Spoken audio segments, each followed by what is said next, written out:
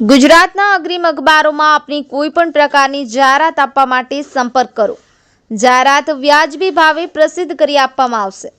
ભરૂચ પોલીસનો નશા વિરોધી અભિયાન 29 ટીમો દ્વારા શાળા કોલેજ નજીક તમાકુ વેચાણ પર તવાઈ 3 લાખથી વધુનો દંડ વસૂલ કરવામાં આવ્યો। ભરૂચ જિલ્લામાં યુવાધનને નશાના રવાડે ચડતું અટકાવવા પોલીસે મોટું અભિયાન હાથ ધર્યું।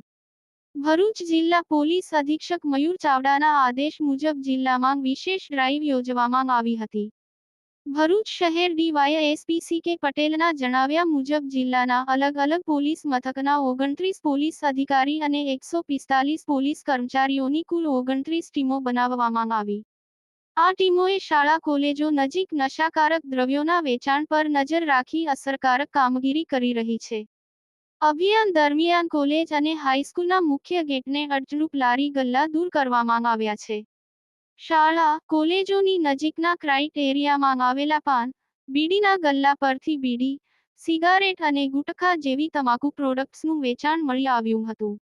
વેપારીઓ પાસેથી ટોબેકો એક્ટ હેઠળ રૂપિયા 3 લાખથી વધુનો દંડ વસૂલ કરવામાં આવ્યો હતો।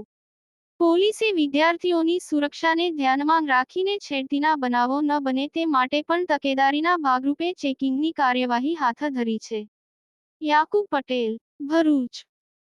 જી ભરૂચ જિલ્લાનું યુવાધન નશાના રવાડે ના ચડે તે હેતુસર ભરૂચ જિલ્લામાં જે કોઈ જગ્યાએ માદક દ્રવ્યોનું વેચાણ થતું હોય તો એવી જગ્યાઓએ ચેકિંગ કરી અને એવી પ્રવૃત્તિ કરતા ઈસમો વિરુદ્ધ કાર્યવાહી કરવા માટે તેમજ શાળા કોલેજો નજીક જો આવી કોઈ પ્રવૃત્તિ ચાલતી હોય તો એ જગ્યાએ એ વિસ્તારોમાં ખાસ ચેકિંગ કરી તેમજ શાળા કોલેજો નજીકમાં કોઈ ટપોરીઓ બિનજરૂરી રીતે અડ્ડો જમાવીને બેસીને વિદ્યાર્થીઓની છેડતી કરતા હોય તો તેઓના વિરુદ્ધમાં કાર્યવાહી કરવા માટે ભરૂચ જિલ્લા પોલીસ અધિક્ષક શ્રી મયુર ચાવડા સાહેબનાઓએ સ્થાનિક પોલીસ સ્ટેશનના અધિકારીઓને તથા એલસીબીના પીઆઈ એમપી વાળાને અને એસઓજીના પોલીસ ઇન્સ્પેક્ટર શ્રી એ ચૌધરીને સૂચના કરતા સ્થાનિક પોલીસ સ્ટેશનના અને એલસીબીના અને એસઓજીના પોલીસ અધિકારીઓ તથા કર્મચારીઓ મળી કુલ 29 જેટલી ટીમો બનાવવામાં આવી